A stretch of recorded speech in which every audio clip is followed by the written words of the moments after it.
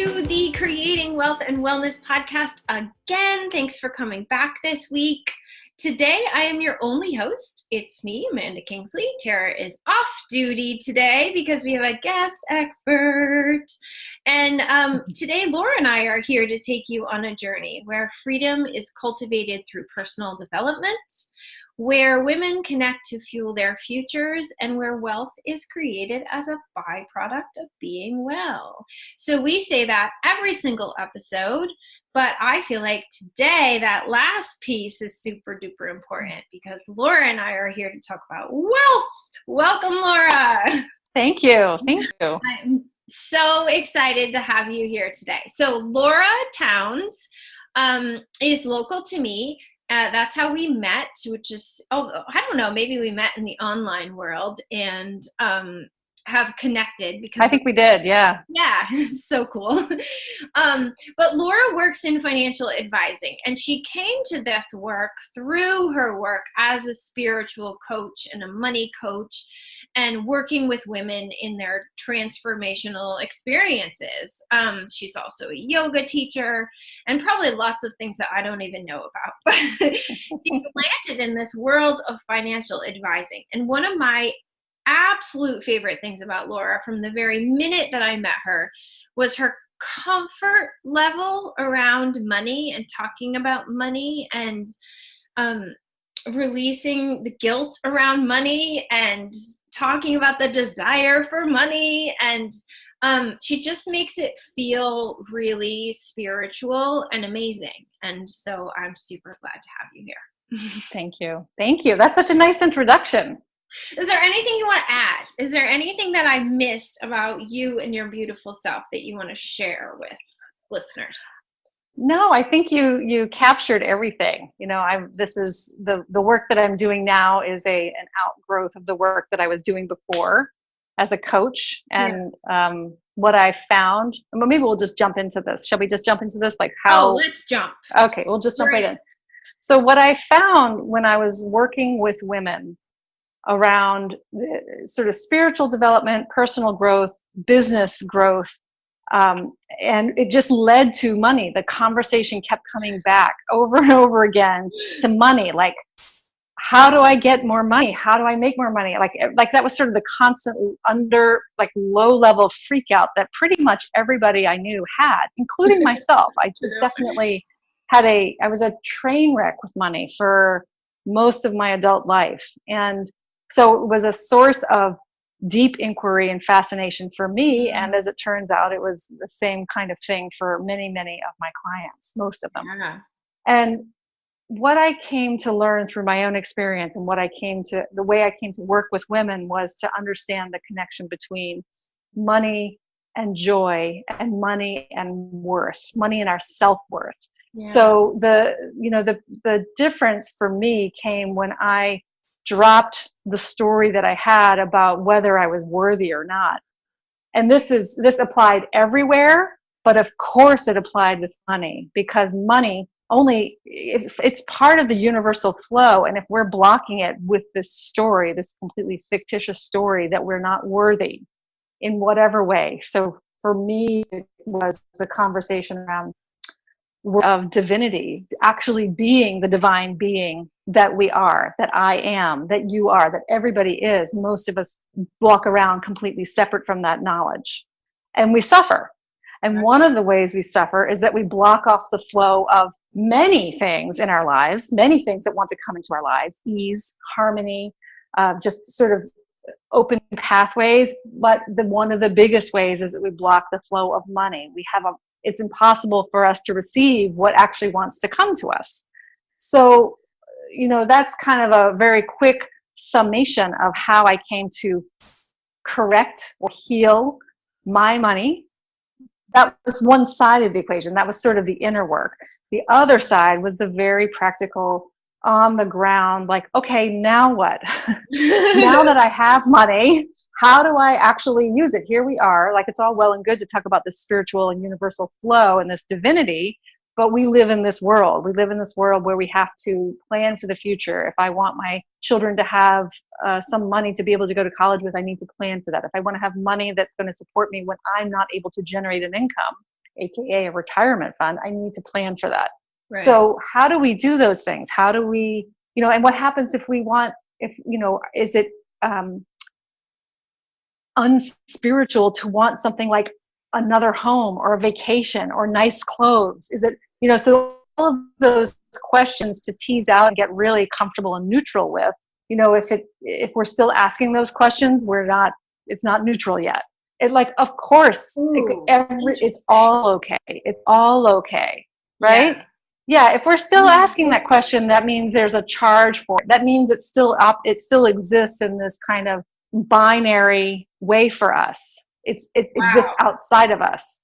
So, right. So the thing is really to integrate that, so that, and it's almost like you diffuse the question. You diffuse it. It doesn't have any charge anymore, because it's just, of course, if you want to have a vacation, if you want a second home, if you want to be able to buy, go shopping without thinking about whether you can afford the $70 shirt, or maybe you should just get the $40 shirt or the $20 shirt. If you go through all of that, that is an enormous amount of psychic energy, and you're literally just fighting with the universe. You're fighting with yourself. You're fighting with God. Okay. Whoa. Right. I'm having all these ha-has. You're breaking up a tiny bit, but okay. Yeah. Wow. I mean, I've talked to you about this before, but this spiritual connection is just so mind-blowing to think about. And I love the way you talk about it. Yeah, it really is. And it's so simple. We humans complicate it. It's like we have nothing better to do. We just complicate things. It's really very, very simple. And it comes back to just dropping all of that. And so you can keep going. Everything you run up against, you can ask whether you can drop it or not, because you can feel the difference in your body when you have a story about something that elicits a sort of contracting response in your body. Yeah. Something that brings a little pain or anxiety or some sort of sensation, versus something that just, when you feel it, when you sort of embody it, it's neutral. And it's really worth it to do that work with any question that comes up, any sensation or pain. And this is, I'm talking very broadly here. It applies to money, but it applies to every place in our lives where we start to feel something in our body. And that feeling is an invitation to go into it and to see where we can see what's underneath it, and to see if we can arrive at a place of just dissipating that. But to bring that back to sort of real life, I wanted to be able to, it was like I'd be working with all these women, and then I'd say, now you need to meet with a financial advisor and do your tax planning and your money planning and all. And I was like, why can't I do that? Why? And I really love talking with people about money and helping them reach their goals, helping them identify their goals. That's the first thing. Many people don't even know what they want. Yeah. But being able to sit with a family, a woman, whether it's intergenerational, sometimes the clients that I'm working with a firm right now, and the clients that we work with are multi-generations of families. So we have, usually 2 or 3 generations at this point. And to be able to kind of hear what they're going for, and then help them create a plan to get there, and then provide them the service. And money, as you know, it's such a charged thing for so many people. People get weird around money. So when I sit with people as a coach, and when I see my boss, the one who owns this firm, sit with people, it's like we're providing, it's almost a ministry. And the kind of listening, it really is. And it's, I trained very early on in my life to be a chaplain. That was my calling. And to be a chaplain, not in a church setting, but to work with people in hospice. And the spiritual path has been sort of the constant thread in my life since I was very young. So finding a way to bring spirituality, not in an overt, explicit way, but in my own being, to this, what feels like a very unspiritual industry, financial advising. right? Right.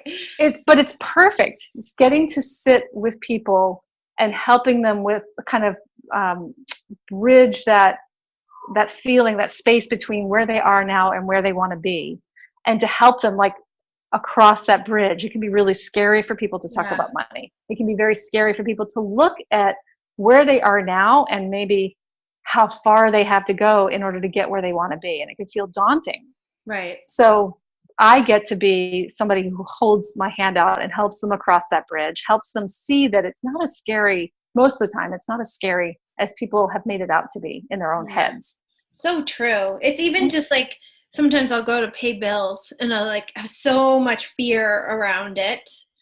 And then I sit down and I'm like, well, that was really easy. Not a big deal at all. Right. Like, I forget what you said earlier, but something about like, we've nothing better to do than to complicate our lives with all these crazy thoughts. But I love the way you're talking. Like, I just keep hearing the word intimacy, and there's just like the more intimate you become with money, like I'm someone who resists wanting to follow a budget and understand money and get how the stock market works. And like, I don't want to know.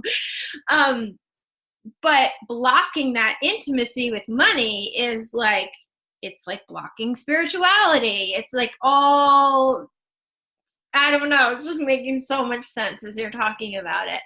But yeah, like the more intimate you can get with the energy of money, the easier it's all going to flow is sort of what I'm hearing. Yeah. And it's not that that everybody should or has to go out and learn about the stock market, or even that you have to create and follow a budget. I don't think that's required for everybody. I think though that what happens is that when we let ourselves become unconscious about our own money, like how much we have, how much we're spending, when we let ourselves go there, then we create problems for ourselves, because then we get scared because we just don't know. It's just a lack of information. Yeah. So there can be a very simple, we can develop the muscles for ourselves to just sit down on a weekly basis and reconcile our bank accounts, pay our bills, but to do that on a weekly basis, not at the very last minute or when something is overdue or whatever. Right. That can be a very easy habit to cultivate, but learning, having to like delving into the financial markets or learning about bonds and investing in equities and all that, like that's just not, you don't have to do that. That's why I exist. That's right. That's right. That's right. And so, if it's a calling. But like a lot of people have a fear about getting someone with financial expertise involved in their life. It's like outsourcing anything. Why don't we outsource our understanding of money to someone who actually does? Yeah. We outsource the farmer to grow our food. Like, why don't we get somebody in to be like, here's what's going on? I am super grateful people like you exist. I know I need it. It's not a world that I want to learn and understand, but I also don't want to be afraid of it. That's the line, I think, is like releasing the fear around it, exactly. But not having. So that's the place of curiosity right there. Is well, why are we afraid of this? Like, what is it that is contributing to that? That's the place to kind of get curious. Like, what do we think is going on? And that's, if I were to advise anybody who has that experience, that's the thing to sit with, because there's something underneath that. There's some story you have about what it's going to mean if you look at your money, what it's going to mean if there's something there that's worth going into. And I would guess that time after time after time, it does come back to worth. Your feeling of self-worth. I mean, that must be the most common thing that it comes back to. I would think that's true. And I think there is this, because looking at our own money might reveal an actual lack, and we might feel pain if we then have to restrict or be careful about how we spend. Like There's something that's gotten conflated in our experience. And I know for me, that was true. That was why I didn't look at my bank accounts, why I was afraid to, because I was like afraid of that feeling of lack. And so what that meant ultimately was that I didn't have faith. I didn't trust God. This really comes down to that. Yeah. Like I didn't trust when I'd have that lack feeling. That is an immediate and profound pointer to one place where I am not trusting God. I'm not surrendering. So if there's one question or one sort of mantra that I have in my own life now, it's where can I surrender more? Mm-hmm. I love that question. Right? And that's this place where, and it's usually very stealth. It's cloaked. I don't see it at first. But as an example, when we're afraid to look at our own bank account and pay our bills, in my experience, I realized that it was because I was afraid of that feeling of lack that I would get. When I saw something, maybe I'd see that I didn't have very much or didn't have enough, or I wouldn't be able to do what I wanted to do because I had to prioritize other things. So it pinched, it hurt. Right. And then I didn't want to feel that. And so, but what I realized was that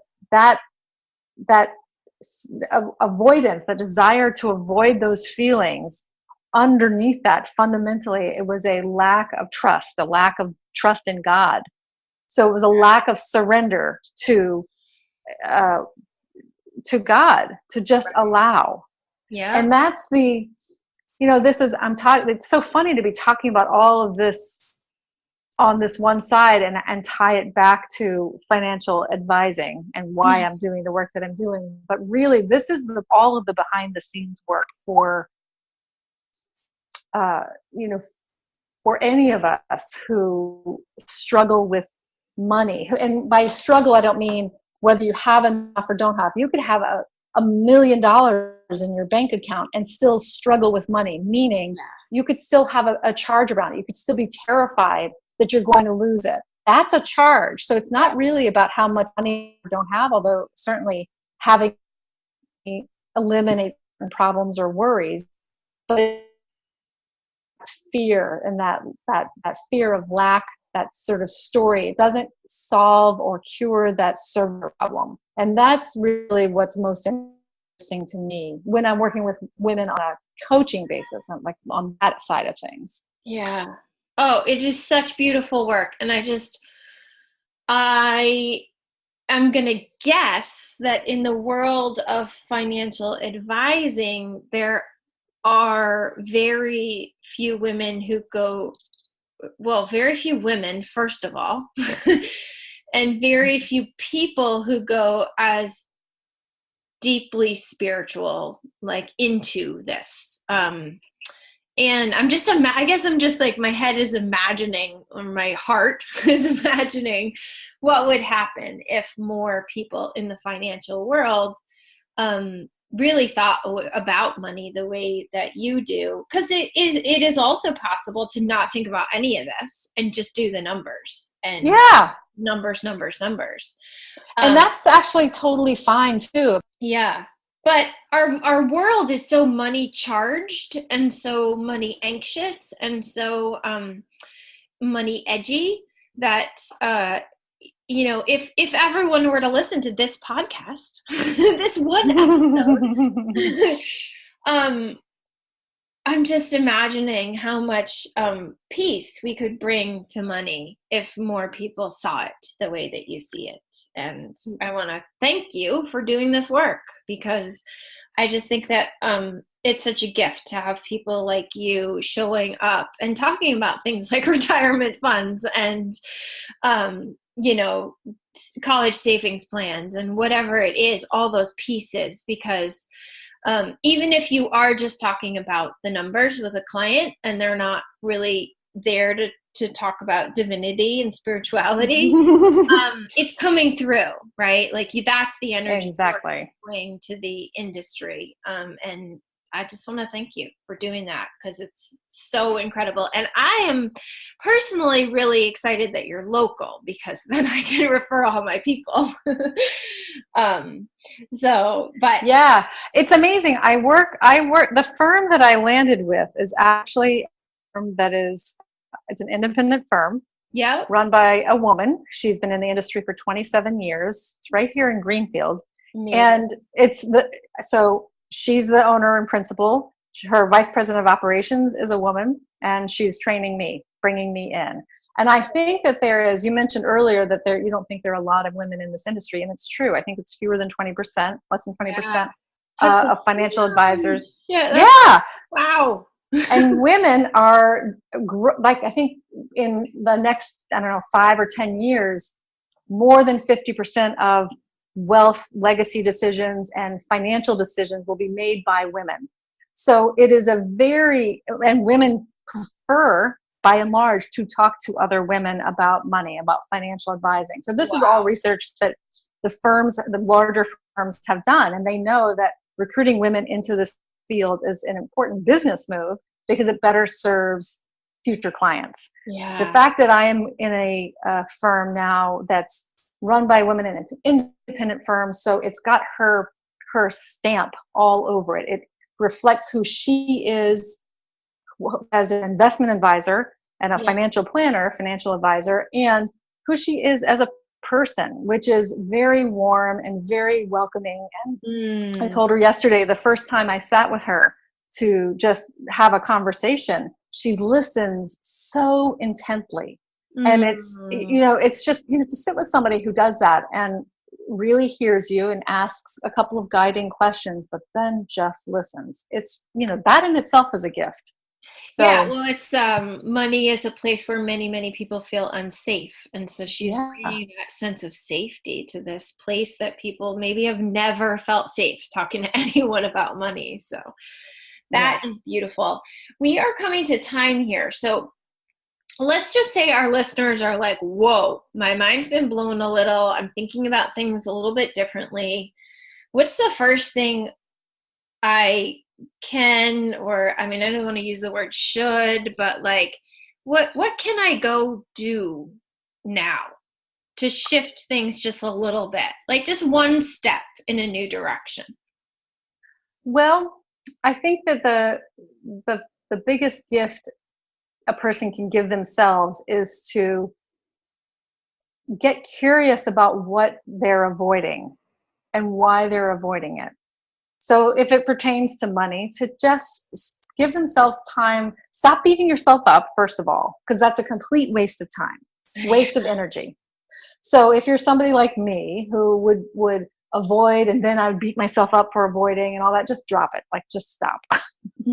just stop it. Just stop it. Because that's like a kind of and it's an indulgence in something that you don't even need to. It's a waste of time. It's a distraction. So stop beating yourself up, and then get curious about why you might be avoiding, and then give yourself, what I would do is I would make money dates with myself. And I called them sacred money dates.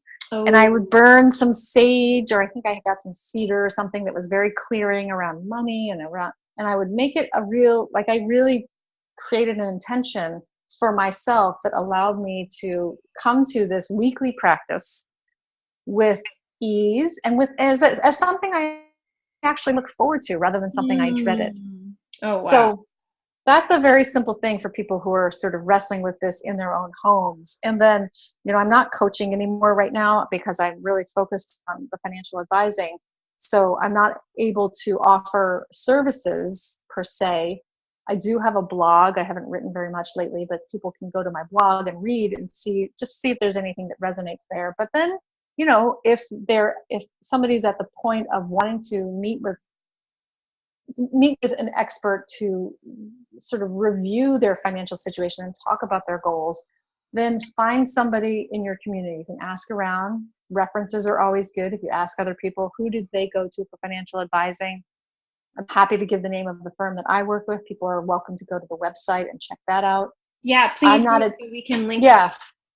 The firm that I work with in Greenfield is called Family Legacy Partners. And then even if people who are not local go look, they can sort of compare and say, yeah, for something absolutely. And we actually work with clients, Cynthia. So I'm not meeting with clients personally yet. Cynthia is my the owner and the principal of the firm, but she works with clients all over the country. So awesome. Local or not local, you know, sometimes people like to meet in person with their financial advisor, and I get that. It's nice to sit across the table from somebody and really see them and feel them and be in the same room with them. Yeah. So, beautiful. Yeah. Oh my goodness. Thank you so much for coming on. Anyone who is local or who wants to hop on a plane, Laura is going to be speaking at the Spirited Growth Summit. Yay! Which is November 3rd. Tara and I are hosting that with 3 beautiful, amazing, and wise experts, and Laura is one of them. So if you're ready to dig more into what she has to say about money, some of it probably will be very similar, and just sort of like get in there with us all and talk about this. Please come join us at the Spirited Growth Summit, and we will put a link in the show notes to grab your tickets to that. But it is on my website, amandastarkingsley.com, and you'll see the Spirited Growth Summit. So hop on over and come play with us for the day. Oh, it's going to be fantastic. I'm so excited and so looking forward to that. Wow. It's going to be great. So thank you so much, Laura. Do you have anything else you want to say before we hop off, or shall we call that a wrap? I think, I'm thrilled for the work that you're doing. You are an amazing coach, Amanda. And I know that the people that you work with are so well served by your presence and your listening. And I just love getting to know you. And I love that we got to have this conversation today on your podcast. And I'm looking forward to the summit. I know. We got to spend more time together, girl. I know. All right. Have a great day, everybody. Thanks for listening, and we'll see you next week.